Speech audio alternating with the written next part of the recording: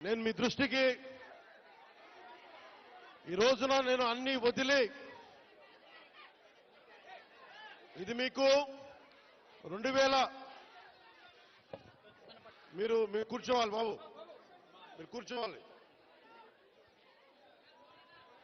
మధ్యలో లేకుండా దయచేసి ప్రెస్ అందరూ కూర్చోండి ప్లీజ్. ప్రెస్ అందరూ కూర్చోండి ప్లీజ్. 2017లో పోరాట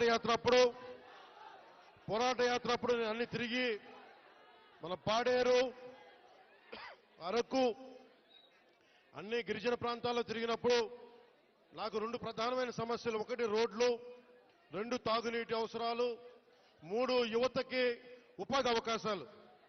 ఇంత సుందరమైన ప్రాంతం ఇది. దాదాపు 20కి పైగా జలపాతాలు ఉన్నాయి ఇక్కడ. మన విజయనగరం జిల్లా, పార్వతీపురం ఇవన్నీ కూడా ఉమ్మడి విజయనగరం కానీ ఈ జిల్లాలో అద్భుతమైన సౌందర్యం ఉంది. ఇక్కడ ప్రకృతి సౌందర్యం. ఇక్కడ టూరిజంను డెవలప్ చేయాలి. యువతకు కూడా నేను ఒకటే మాటిస్తున్నాను, ఇప్పటిదాకా ఎవరు కూడా ఆలోచించలేదు ఇక్కడికి రావాలని, రోడ్లు వేయాలని. కానీ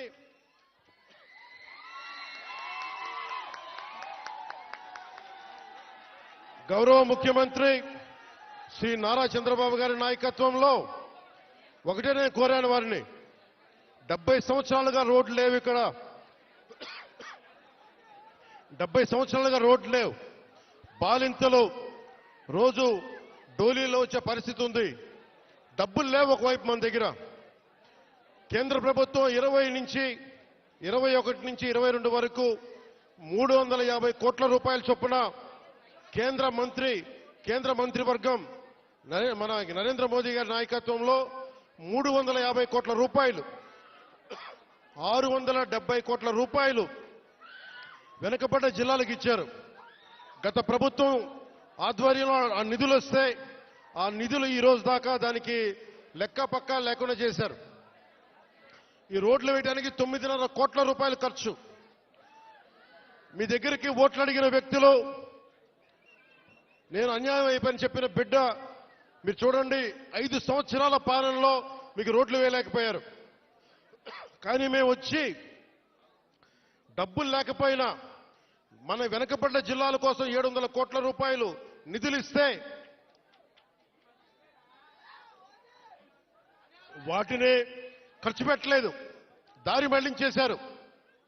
ఋషికొండ ప్యాలెస్ కి 500 కోట్ల రూపాయలు ఖర్చు పెట్టారు, కానీ ఇక్కడ 9 కోట్లతోటి రోడ్లు వేయలేకపోయారు.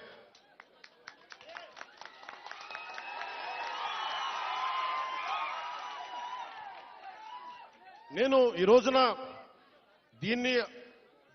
దీన్ని ఆధారం చేసుకుని ఒకటే చెప్తా ఉన్నాను. ముఖ్యంగా గిరిజన వర్గ ప్రజలందరికీ, మన్యం ప్రాంతంలో ఉండే ప్రజలందరికీ నేను మీకు నారా చంద్రబాబు నాయుడు గారి ఆధ్వర్యంలో నాయకత్వం నడుస్తున్న ఈ కూటమి ప్రభుత్వం తరపున మనకున్న మంత్రివర్గ సహచరులు కానీ, ఎమ్మెల్యేలు కానీ అందరి తరపున నేను మాటిస్తున్నాను. మీకోసం అహిర్నిశలో ఎండనక వాననక పనిచేయడానికి మేము సంసిద్ధంగా ఉన్నాం. ఇందాక కలెక్టర్ గారు నా దృష్టికి తీసుకొచ్చారు. ఇది పైకి మనం ఎంతవరకు వెళ్తాం ఆగుదామంటే ఒకటే మాట చెప్పాను కలెక్టర్ గారికి, 1 కిలోమీటర్ నడిస్తే కానీ సాధక బాధలు తెలియవు నాకు, కనీసం నేను నడవాలి నేను. అలాంటిది 4 డోలీ పట్టుకొని ఒక గర్భిణీ స్త్రీని పట్టుకొని ఎంత ఇబ్బంది పడతారో బాధ నాకు తెలియాలంటే ముందు నేను నడవాలి, నేను నడుస్తాను దీనికని చెప్పాను.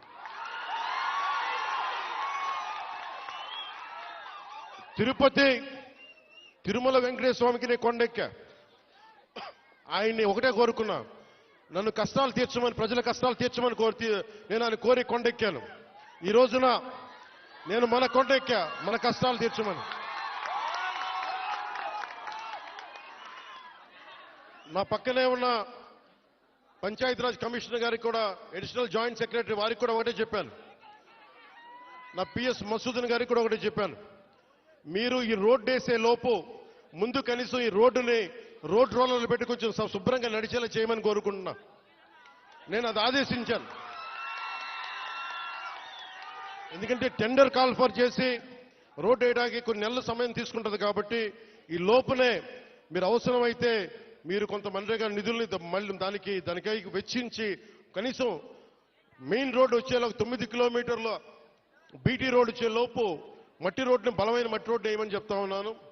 ఇది ఇంకా ఈరోజు తుఫాన్ అయితే ఉంది కానీ రోజు ఇప్పుడు శీతాకాలం కాబట్టి అందుకని రోడ్డు వేయమని మరి చెప్పాను. దాన్ని కూడా నేనే దగ్గరుండి ఉప ముఖ్యమంత్రి పేషి నుంచి నేనే దీన్ని పర్యవేక్షిస్తాను.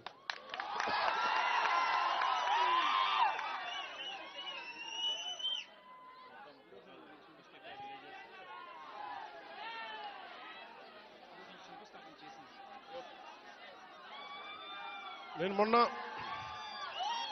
కొంచెం కూర్చోవాలి మీరందరూ అక్కడ. మొన్న ముఖ్యమంత్రి గారితో గౌరవ ముఖ్యమంత్రి ఒక్క నిమిషం గౌరవ ముఖ్యమంత్రి శ్రీ చంద్రబాబు నాయుడు గారి ఆఫీస్కి వెళ్ళి ఆయన పేషీకి వెళ్ళి ఒకటి తెలియజేశాను. సార్ 70 సంవత్సరాల మనకి స్వాతంత్రం వచ్చిన తర్వాత కూడా ఇంకా పిల్లలు ఇబ్బంది పడతా ఉన్నారు. మన్యం ప్రాంతంలో రోడ్లు లేవు. ఎట్లయినా మీరు అంటే నిధుల కొరత ఉన్నప్పటికీ గత ప్రభుత్వం డబ్బులు సంపూర్ణంగా ఊడ్చేసింది. మీకు మద్యం మీద ధర పెంచి దాని మీద కూడా డబ్బులు చేసుకున్నారు. 25,000 కోట్లు భవిష్యత్తులో ఇంత తాగుతారని చెప్పి దాని మీద కూడా డబ్బులు తీసుకున్నారు. దాదాపు ఎన్నో వేల దాదాపు 15,000-20,000 కోట్ల రూపాయలు అప్పులు తీసుకున్నారు. ముఖ్యంగా 3 జిల్లాలకు సంబంధించిన ఆస్తుల మీద. ఇవన్నీ డబ్బులు తీసుకొని కూడా రోడ్డు వేయలేదు. మరి ఏం చేశారు అభివృద్ధి అంటే మీరు ఆలోచించండి. గత కాలంలో ఒక్క మంత్రి అన్నా వచ్చాడా మీరు చెప్పండి. ఈ రోజున నేను అధికారం రాకముందు ప్రజల్లో ఉన్నాను. అధికారం వచ్చిన తర్వాత కూడా నేను మీకోసమే పనిచేస్తాను. ఇక్కడున్న యువతకి నేను ఇదే మీకు మాటిస్తున్నాను. ఈ రోజున మన సాలూరు నుంచి నేను ఒకటే మాటిస్తున్నాను. నేను మన మన్యం ప్రాంతాలు యువతకి ఉపాధి కల్పించేలాగా టూరిజం వైపు కానీ చాలా మంది ఇక్కడికి మీకు ఉపాధి అవకాశాలు కల్పించేలా నేను ఇక్కడున్న స్థానిక రాజకీయ నాయకులు అన్ని పార్టీల రాజకీయ నాయకులతో పాటు మన గిరిజన వర్గ పెద్దలతోటి అందరితో మాట్లాడి ఒక బలమైన పరిష్కార మార్గం తీసుకుంటాం. అందుకే నేను ప్రతి 2 నెలలకు ఒకసారి 3 రోజుల పర్యటన పెట్టుకుంటాను మన జిల్లాలో.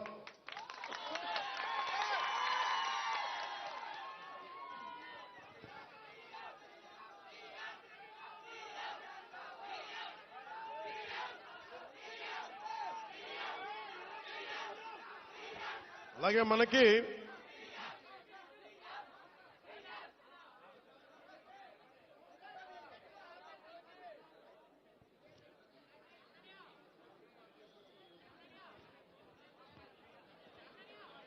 ముఖ్యమంత్రి గారికి ఒకటే చెప్పాను.